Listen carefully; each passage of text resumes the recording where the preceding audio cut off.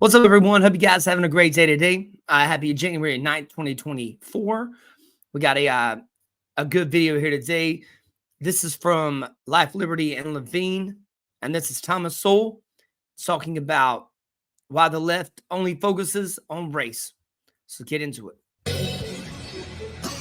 Welcome back, America. We're here with Dr. Thomas Sowell.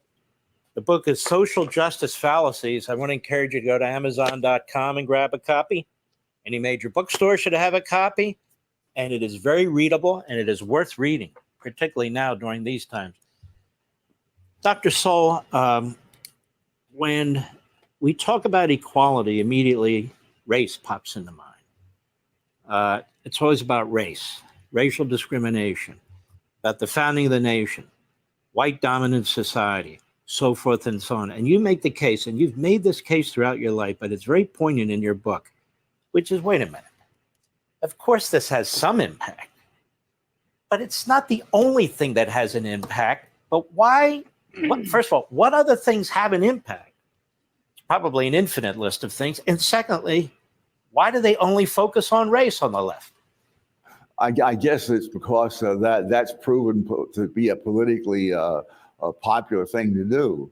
But in point of fact, one of the things that's mentioned in the book is a study that was done by the New York Times, of all people, some years ago, where they tried to show the 10 poorest counties in the United States. And they mentioned which ones they were and so on. It turns out that 6 of those 10 counties had a population that was from 90% to 100% white.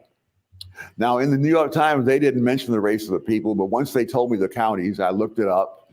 And in fact, I followed the average income in those 6 counties over a span of 50 years. And in all those 50 years, all 6 of those counties had a median income lower than the median income of Black Americans. Now, and so the people in those counties faced zero racism because they were white and indistinguishable from all other whites. They didn't have a legacy of slavery, and yet there they were.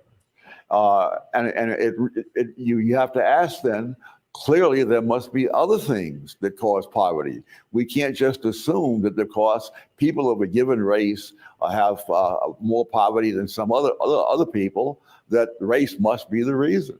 But this has become the automatic kind of thing. And I think most people would be quite surprised. One of the things that happens is that behavior matters. And you see that in so many different ways. For example, I think most people would be surprised to learn that despite the fact that Blacks as a whole have a higher poverty rate than whites as a whole, Black married couple families have for more than a quarter of a century, every single year, had a poverty rate under 10%. And in most of those years, the national poverty rate was not as low as 10%. So it's not and you say, well, this is due to institutional racism. In that case, does that mean that the racists make an exception for Blacks who are married? I mean, do racists either know or care whether Blacks are married? None of these glib explanations stands up to the slightest empirical study. And let's talk about this when it comes to minorities generally. You have an Asian population in this. That's normal for these news media sources to do, especially on the left. You know, having a publication as popular as the New York Times, or any of them really, to try to take and bend these different statistics in order to fit whatever narrative they're pushing out. You know, that was pretty interesting what he was talking about. He actually looked into the statistics of them, and 6 of the 10 counties that were predominantly white, and they were at a lower median income than even the average Black community. So, I mean, I already know this because I know there's poor white people as far as the eye can see, man. But people don't care about that stuff. So we'll get back to the video. Country that achieves a lot as a group, intellectually, education-wise. And they are discriminated against by these Ivy League colleges, by Harvard. We just had a Supreme Court decision and so forth, the way Jews were 100 years earlier by Harvard, Yale, Princeton, and so forth. So the people who push this race issue, is it that they really care about Black people or Asian people or Jewish people? Or is it that it's just another wedge issue to try and destroy this culture and destroy this society? There are some people who are both. Some really believe it, and I feel sorry for them. But there are some who really don't care. If it gets them elected, that's what matters. And this is one of the tragedies of trying to politicize race. There are so many fallacies that it's hard to even know which one to take up. But for example, the great narrative is that Blacks rose from poverty, got into professional occupations as a result of the 1960s social welfare programs, and that this has been a big benefit. One of the problems with this way of looking at things is that everything depends on when you pick as the start of this trend. If you go back to 1940, that is 20 years before these wonderful things are supposed to have happened in the 1960s, and you discover that the degree to which Blacks were in poverty declined from 87% in 1940 to 47% in 1960. So it went down by 40 points in those 20 years. Now you look at the 20 years following 1960, they went down 18 points. And so the trend did not begin in the 1960s. The trend was there before then, and the trend did not even accelerate after 1960. Many people think that it would all began with the Civil Rights Act of 1964. Well, that was a fine act to get rid of the segregation laws in the South. But the cold fact is that the percentage of Blacks who had professional occupations doubled from 1954 to 1964. That is in the decade ending at the time that the Civil Rights Act of 1964 was passed. If you look at the things that are negative, like, for example, Black children being raised in single-parent households.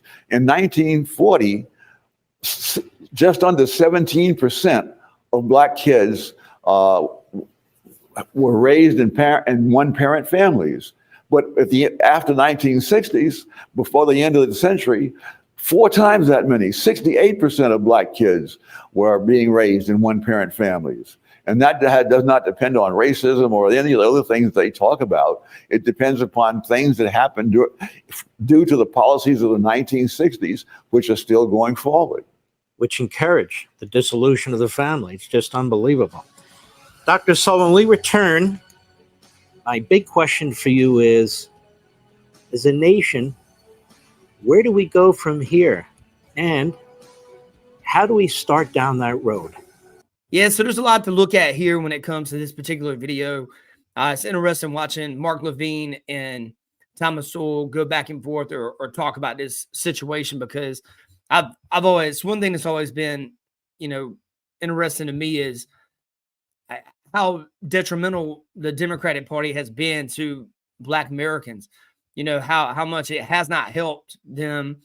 And, looking back here, 17% of Black kids were raised in a single parent home in 1940.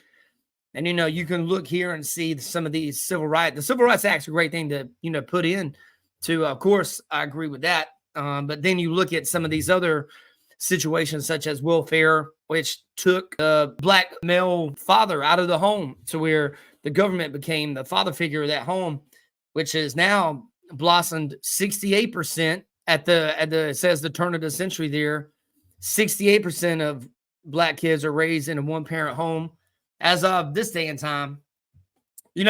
That's really crazy to think about. One reason I think the Democrat Party always focuses on race, they know it works and it keeps people energized on that side. But, if you go back and look at the policies that they've put into place, I don't think it's done anything but hold back Black Americans. I don't see anything that the Democratic Party has done that's really helped out Democrats like to focus on these things because it keeps people amped up, it keeps people, pissed off, and it keeps them voting for them. So I don't know. It's a lot to take in. Hope you guys have a great day. You guys be safe. Take care. Head over to iTunes. Check out my albums over there. Spotify. My name's Nick Driver. Hope you guys have a blessed day. Take care. That's right, man. See you guys on the next one.